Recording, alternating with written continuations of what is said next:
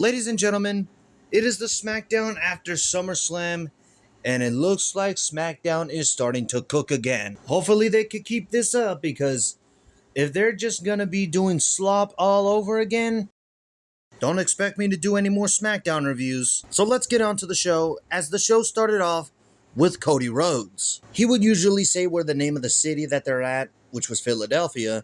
What do you want to talk about? He eventually did, but those weren't the first words he said. Cody Rhodes is looking for Randy Orton. Now, Randy Orton made his return at SummerSlam by screwing Cody Rhodes out of the WWE Championship. Now, Randy Orton doesn't come out, so Cody assumes that CM Punk doesn't know that Randy screwed him out of the title. He didn't know that Randy was going to show up. And then eventually, CM Punk comes out. Cody went straight to Punk and he asked, "Did you know?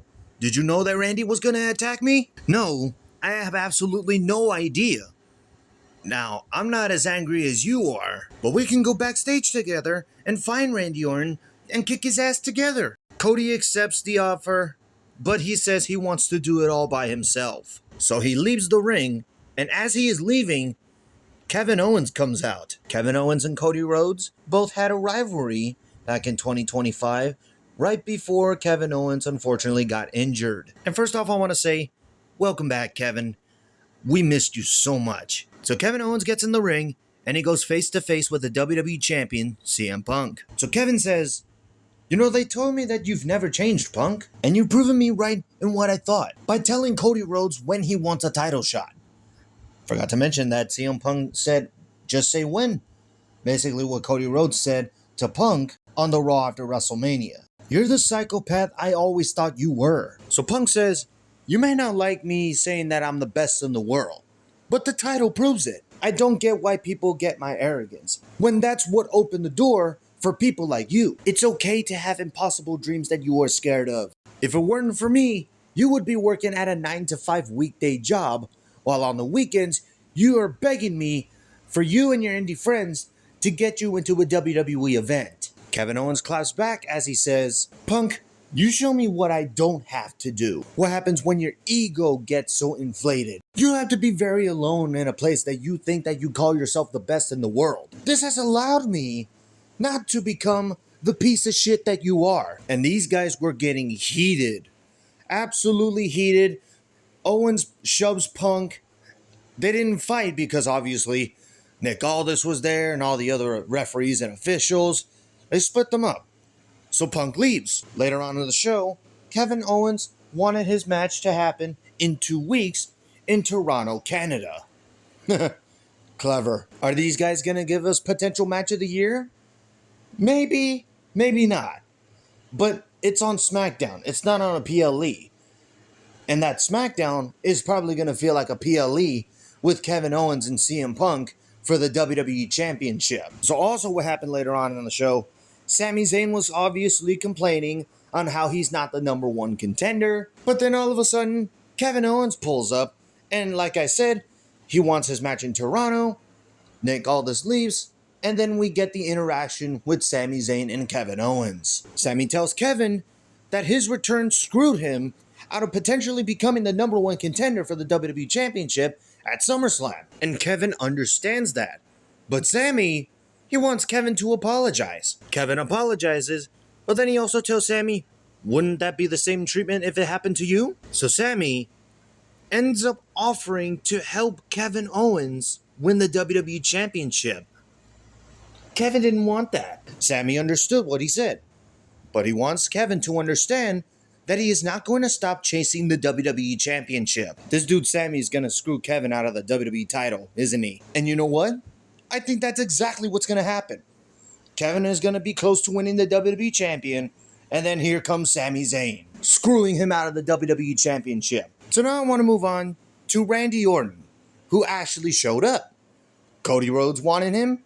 Well, here he is. So Randy gets a mic, and before he even starts talking, Cody Rhodes comes out. Cody and Randy obviously have unfinished business because of what happened at WrestleMania.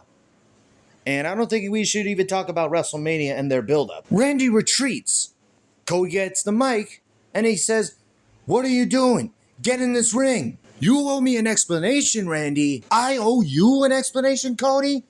You're the one that asked for this. You asked for this version of Randy Orton, you cocky, arrogant son of a bitch. Cody, I gave you the best version of myself. You beat me at WrestleMania. Congratulations. But I felt something in my head after the match.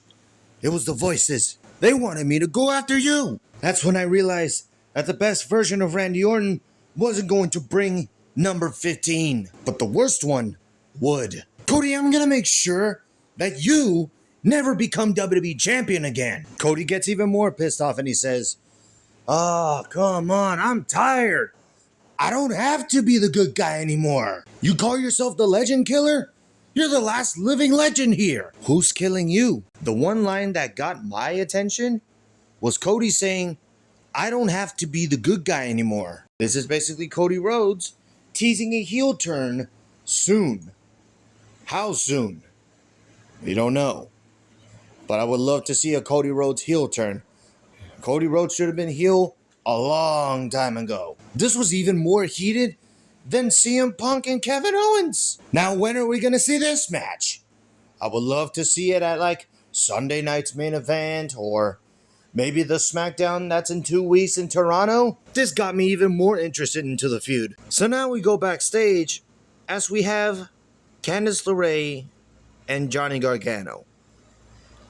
Why is this dude still lying on a freaking crate? Then we get Sami Zayn coming in and starts complaining on what his interaction with Kevin Owens was. He even talks crap about CM Punk. But it turns out, CM Punk was behind him. Punk questions Candice LeRae and Johnny Gargano. Are we still doing this? So Punk says, if you got something to say, you say it to my face. Sami ends up saying it to his face. You're a fraud. And Punk is just laughing at Sami Zayn, making the threats that he could just punch him in the face if he can, even with a broken hand. But Punk just laughs it off. He says, get to the back of the line, and then he just leaves. Sami is just seeing that Johnny Gargano is still lying down, and then he just says, you're just gonna let him talk to us like that? And then after that, he just leaves. Nah, but seriously, Johnny Gargano needs to stop doing this, man. He has to get back in the ring, and he has to prove us who Johnny Wrestling is. Come on now. He should have been in the United States Championship picture. I mean, hell, he could even be in the ring with CM Punk. I mean, look at Candice LeRae. She should have been in a ladder match at SummerSlam. I mean, I can go on and on about other people not being used, but I'm not going to do that. So now, surprisingly, I actually want to move on to the main event, which was Charlotte Flair versus Jade Cargill. Yes, I'm talking about Jade Cargill in a SmackDown review. Now, I'm skipping towards the end of the match because most of the match was quite sloppy. So at the end of the match, B-Fab and Michin, obviously, were getting involved. And it led to the return of Alexa Bliss, who Jade Cargill injured about 3 weeks ago. But Alexa Bliss, she wasn't alone.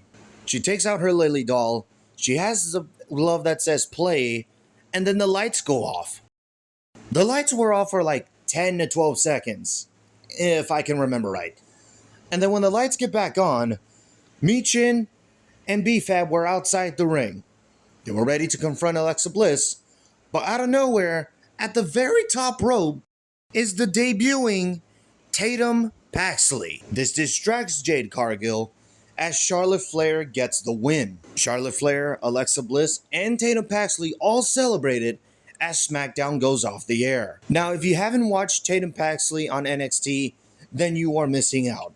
Tatum Paxley is really good. She had a great match against Zarya at the Great American Bash. Now, Tatum Paxley being on SmackDown is actually a good move because the SmackDown Women's Division has been in trouble for the past number of months. Well, I guess I can say the same thing about Monday Night Raw's Women's Division too. But it is what it is. Tatum Paxley is now on SmackDown, and I'm pretty sure she's going to give us some great matches.